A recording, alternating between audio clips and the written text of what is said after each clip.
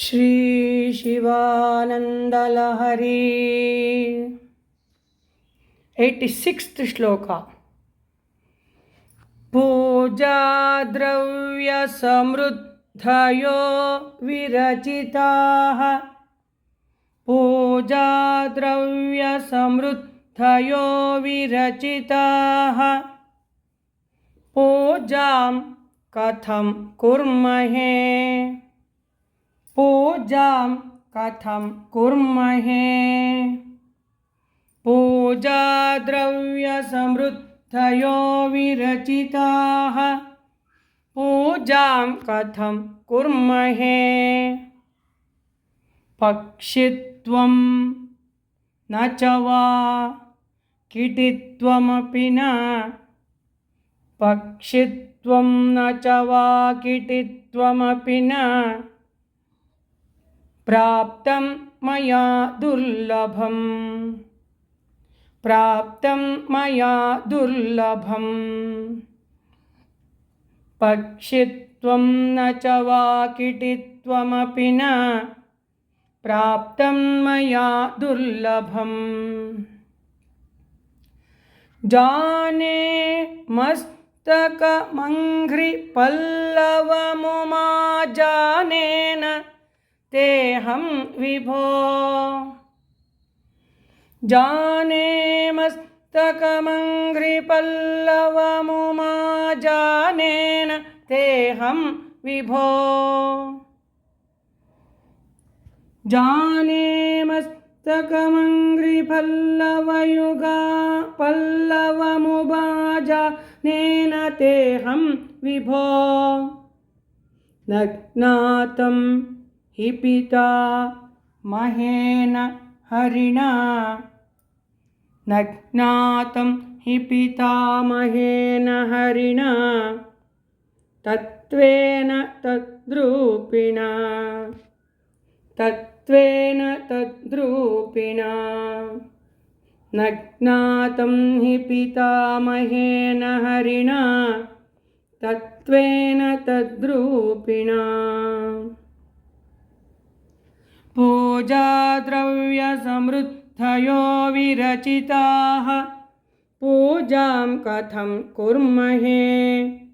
पक्षित्वं न च वा कीटित्वमपि न। प्राप्तं मया दुर्लभम्। जाने मस्तकमङ्घ्रिपल्लवमुमा जानेन तेऽहं विभो। न ज्ञातं हि पिता महेन हरिणा। तत्त्वेन तद्रूपिणा। पूजा द्रव्य समृद्धयो विरचिताः। पूजां कथं कुर्महे। पक्षित्वं न च वा कीटित्वमपि न। प्राप्तं मया दुर्लभम्। जाने मस्तकमङ्घ्रिपल्लवमुमा जानेन तेऽहं विभो। न ज्ञातं हि पिता महेन हरिणा। तत्त्वेन तद्रूपिणा। नेक्स्ट। अशनं गरलं फणिकलापो। अशनं गरलं फणिकलापो। वसनं चर्म च वाहनं महोक्षः। वसनं चर्म च वाहनं महोक्षः। मम दास्यसि किं किमस्ति शम्भो। मम दास्यसि किं किमस्ति शम्भो। तव पादाम्बुजभक्तिमेव देहि।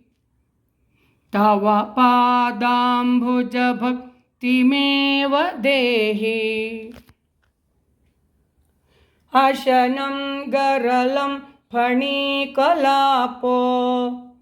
वसनं चर्म च वाहनं महोक्षः मम दास्यसि किं किमस्ति शम्भो तव पादाम्बुजभक्तिमेव देहि अशनं गरलं फणिकलापो वसनं चर्म च वाहनं महोक्षः मम दास्यसि किं किमस्ति शम्भो तव पादाम्बुजभक्तिमेव देहि। नेक्स्ट यदा कृताम्भोनिधि सेतुबन्धनः यदा कृताम्भोनिधि सेतुबन्धनः करस्थलादः कृतपर्वताधिपः करस्थलादः कृतपर्वताधिपः भवानि ते लङ्घित पद्मसम्भवः भवानि ते लङ्घित पद्मसम्भवः तदा शिवार्चास्तव भावनक्षमः तदा शिवार्चास्तव भावनक्षमः यदा कृताम्भोनिधि सेतुबन्धनः करस्थलादः कृतपर्वताधिपः भवानि ते लङ्घित पद्मसम्भवः तदा शिवार्चास्तव भावनक्षमः यदा कृताम्भोनिधि सेतुबन्धनः करस्थलादः कृतपर्वताधिपः भवानि ते लङ्घित पद्मसम्भवः तदा शिवार्चास्तव भावनक्षमः। नेक्स्ट नतिभिर्नुतिभिस्त्वमीश नतिभिर्नुतिभिस्त्वमीश पूजाविधिभिर्ध्यान समाधिभिर्न तुष्टः पूजाविधिभिर्ध्यान समाधिभिर्न तुष्टः। ಈ 1 ಮತ್ತು 2ನೇ ಸಾಲನ್ನು 1ನೇ ಸಾಲು ಕೊನೆಯಲ್ಲಿ ಉಸಿರು ತಗೊಳ್ಳದೆ ರೂಢಿ ಮಾಡ್ಕೋಬೇಕು. ರೂಢಿ ಮಾಡ್ಕೊಳ್ಳೋಣ.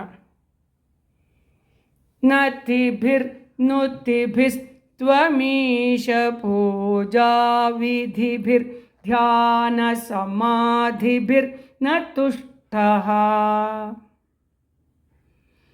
नतिभिर्नुतिभिस्त्वमीश पूजाविधिभिर्ध्यान समाधिभिर्न तुष्टः धनुषा मुसलेन चाश्मभिर्वा धनुषा मुसलेन चाश्मभिर्वा वदते प्रीतिकरं तथा करोमि वदते प्रीतिकरं तथा करोमि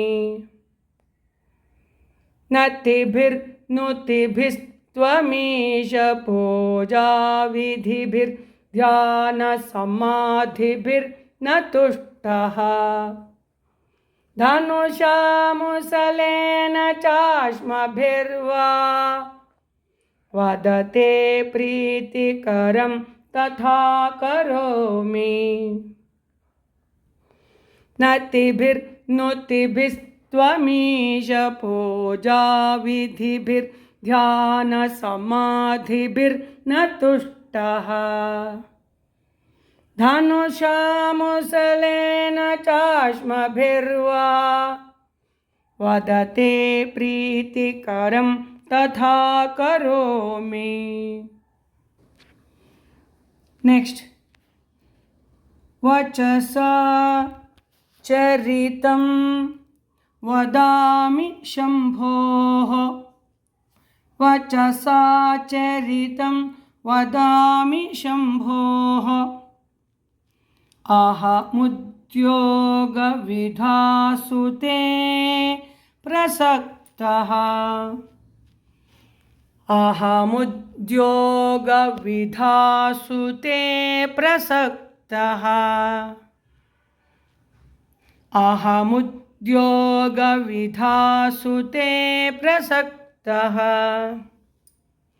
मनसा कृतिमीश्वरस्य सेवे। मनसा कृतिमीश्वरस्य सेवे। मनसा कृतिमीश्वरस्य सेवे। शिरसा चैव सदाशिवं नमामि। शिरसा चैव सदाशिवं नमामि। वचसा चरितं वदामि शम्भोः। अहमुद्योगविधासु ते प्रसक्तः।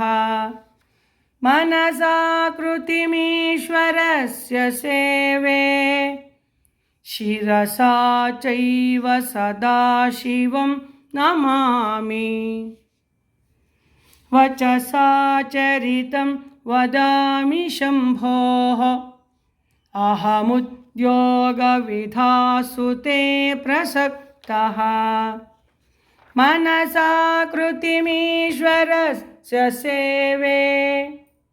शिरसा चैव सदाशिवं Namami. Let us practice once.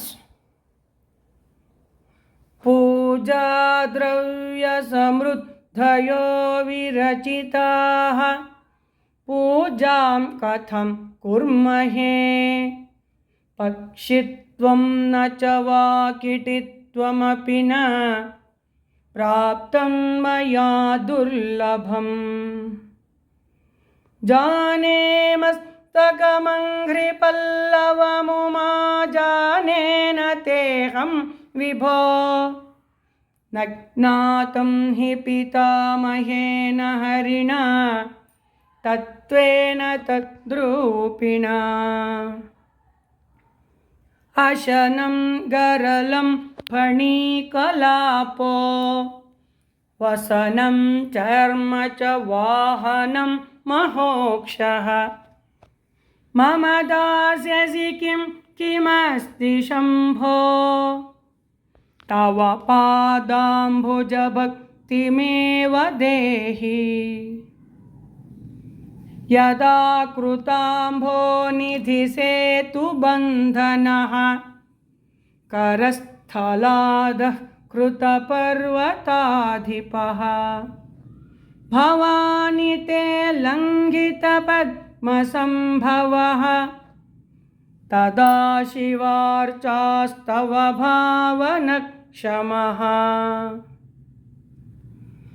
नतिभिर्नुतिभिस्त्वमीश पूजा विधिभिर्ध्यानसमाधिभिर्न तुष्टः धनुषामुसलेन चाश्मभिर्वा वदते प्रीतिकरं तथा करोमि वचसा चरितं वदामि शम्भोः अहमुद्योगविधासु ते प्रसक्तः मनसा कृतिमीश्वरस्य सेवे शिरसा चैव सदा शिवं नमामि।